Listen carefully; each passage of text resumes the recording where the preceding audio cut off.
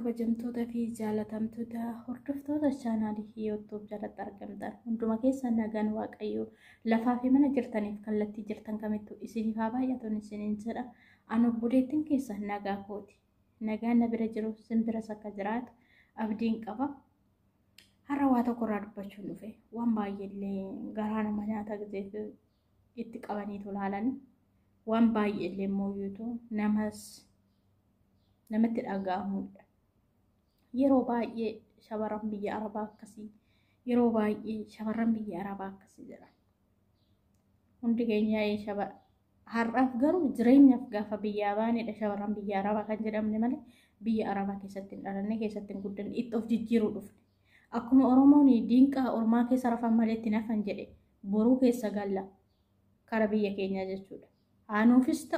Hanuufis ta'u baata haadaalachaafi bareedusi haamaa fi isaa ta'u olis barartu gadis barartu allaatti reeffi lafaa akkuma Oromoon jedhe sani garma feenillee deemnu akkuma bakka barbaannes dhahinu boruun keenya galgalli keenya Oromiyummaa keessa jechuudha.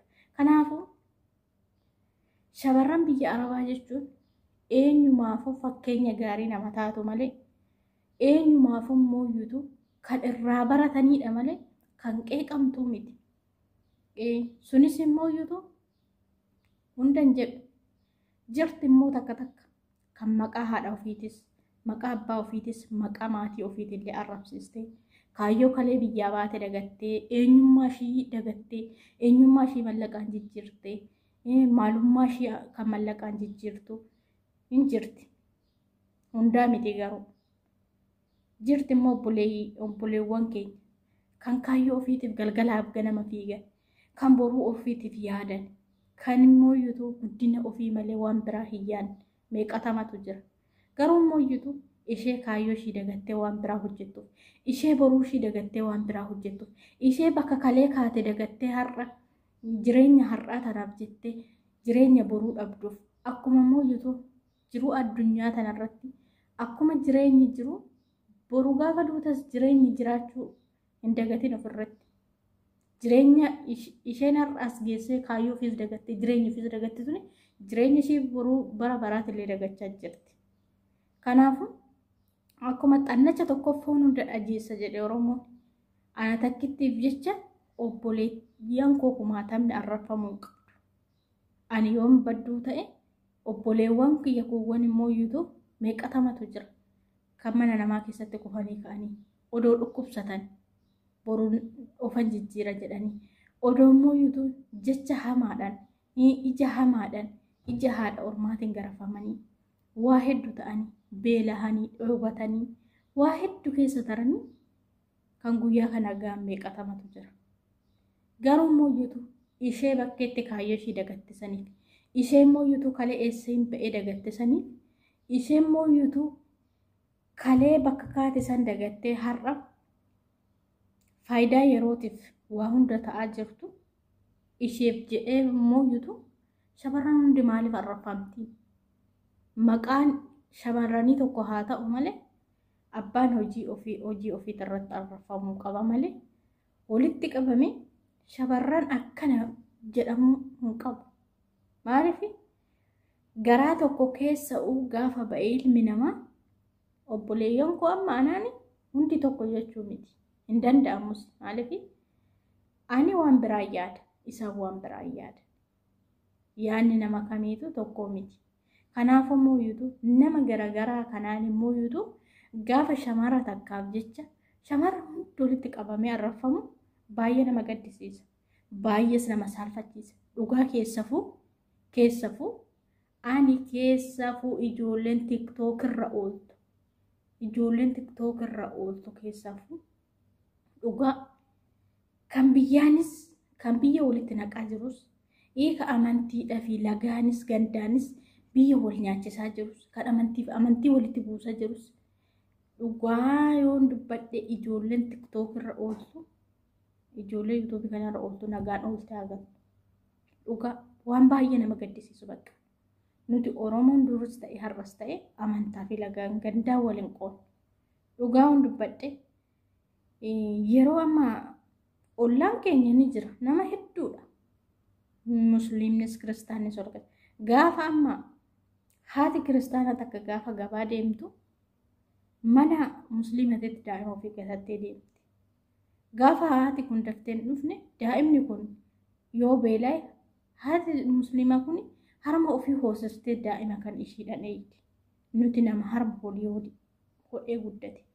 Gaafa mooyyutu masoobii nama tokkootirraa midhaan dhabame mana tokkootii fuudhanii nyaatu.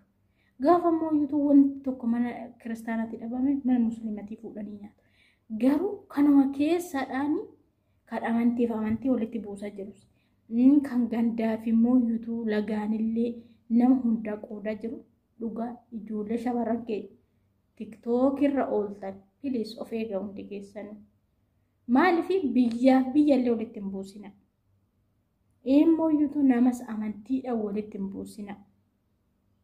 Dhugaa kun dubbadhe waan baay'ee nama saalfachiisu, waan baay'ee nama qaanessu, waan bakka gurruma kee kanaanillee dhageetti dhaafee tolle.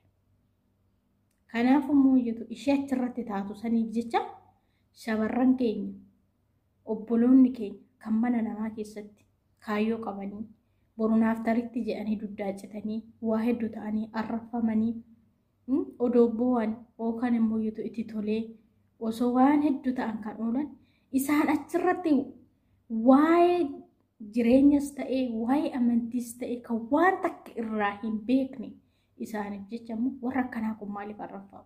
Warra akkanaa kun maaliif qeeqamu? Ani kan agarramu.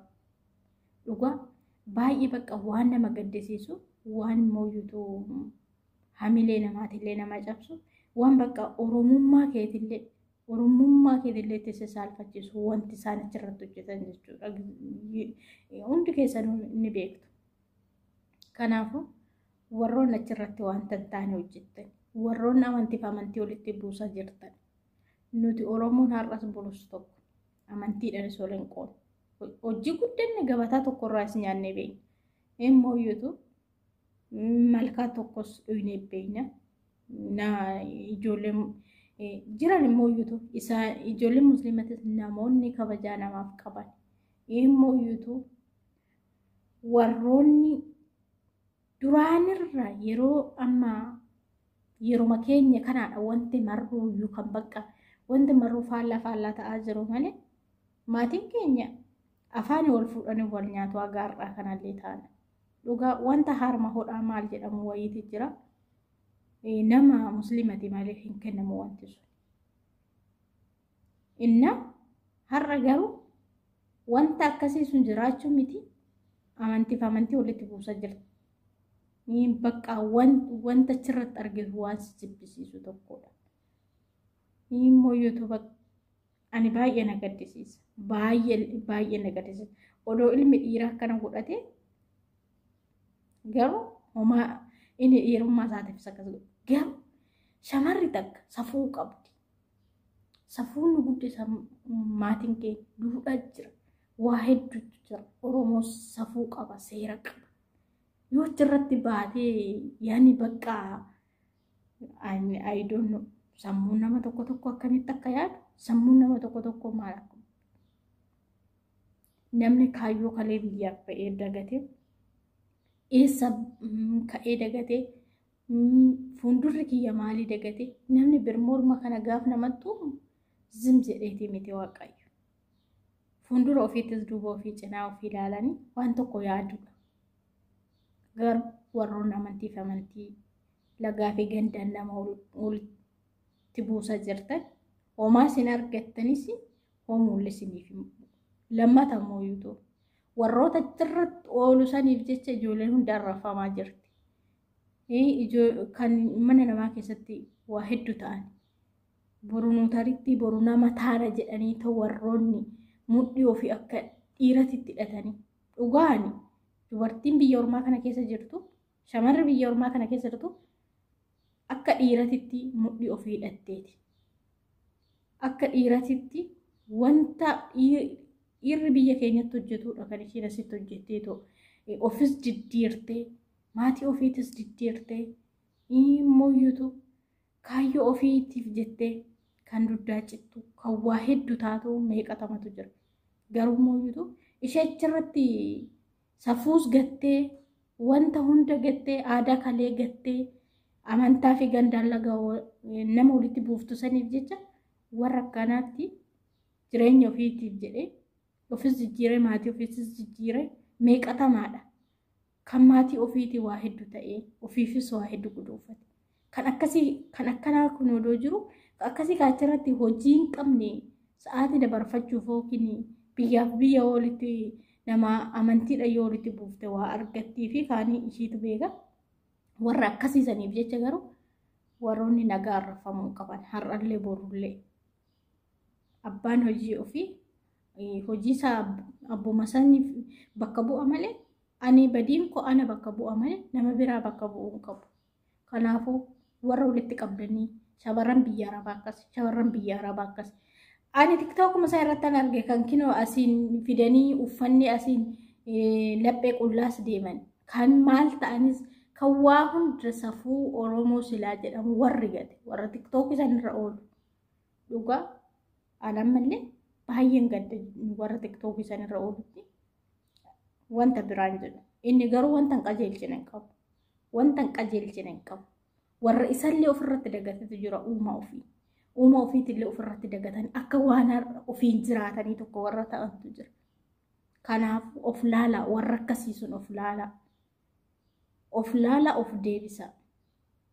Ani waan biraan jedhu garuu inni uuma sinaa qajeelchu baay'ee waan nama saalfachiisuu fi waan kanan jedhan garuu mooyyuutu bakki itti na aarsu bakki itti yeroo maranatti dhaga'amu ana bakka walitti qabanii fidanii too shamarran biyya arabaa akkas maaliif ta'amaa abbaan hojii ofii saalfatu malee ani hojii koo ta'e hojii kooti malee nama biraa madaaluu hin qabu namni biraa arrafamuu hin qabu nafaan.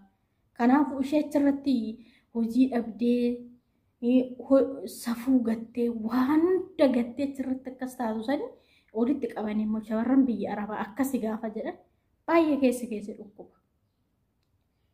Ofan jijjiira maatii koon jijjiira jettee biyyaa baate malee zeegummaa biyya ormaati fi miti.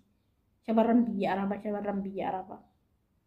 biyya arabaatillee yoo taate beeku naaqisa takka hin qabdu mudaa takka hin qabdu akkuma nama kamiituu hojjetattiiti ofis diddiirtee ofirra tartee nama diddiirtee shamarran biyya arabaa kakaayyoo qabdu jechuudha. Jirti immoo takka kakaayyoo ofiitillee awwaaltee eenyummaa ofiitillee dagattee maatii ofiitis arrabsiistee ofillee of xiqqeessisiistee ofillee mataa ofii gadi cabsitu meeqatamatu jira. Ishii saniif jecha immoo warri kaayyoo qabu arrafamuu qabu har'allee boruullee. Kanaafuu warra akkasii sun dhugaa sinaa qajeelchu waan biraan jedhuani sin immoo warri kaayyoo keessan bakka kalee baataniif bakka mooyyuutuu kalee baatanii olis tartanii boruu keessaniif yaadde ammallee jireenya keessanitti isin itti fufa. Waan gaarii namni hojjete gaarummaa mataa ofiitiif kan daba hojjete isuma mataa isaatiif warroota kaawwan immoo isin haa qajeelchu jedha dhugaa. Warra tiktook isaanirra oolu isin haa qajeelchu. Warra tiktook isaanirra oolu sirri hin jirtanarrallee. Kanaafuu iddoon badii qabutti na oofalchaay isiniin jedha. Warroonni mana kootiif haarawaa taatan like, share, subscribe gochuudhaan karaa maatii kootti akka dabalamtan asumaan kabajan jaalalaanan isin gaafadha. Warroonni maatii koo taatanii immoo hanga guyyaa har'aa na jajjabeessitanii na faana turtanii guddaan isin jaaladha baay'een isin kabaja hunda keessanuu isinin jaaladha naaf jiraadha jabaadha isinin jedha hunda keenya inni nu qajeelchu hunduu harka isaa jira waan ta'eef fayyaa nagaa ta'a dubbiin dubbadhe keessatti bakka itti dogongora qabu yoo jiraate na oofalchaa isinin jedha horaa bulaati deebana.